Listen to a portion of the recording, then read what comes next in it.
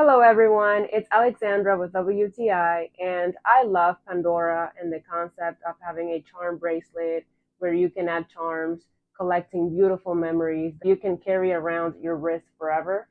I really love this concept, and I actually started my Pandora collection when I was back in high school. I was probably around 15 years old, and this is one of the first charms that I got, and it is so special to me for several reasons.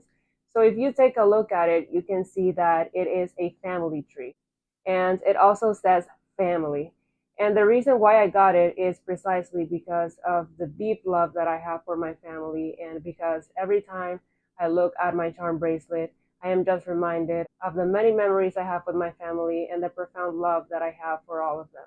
And this charm is extremely detailed and extremely beautiful. If you take a look, you can see that it is a family tree.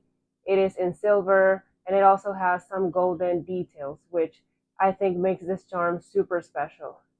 And that is my point of view.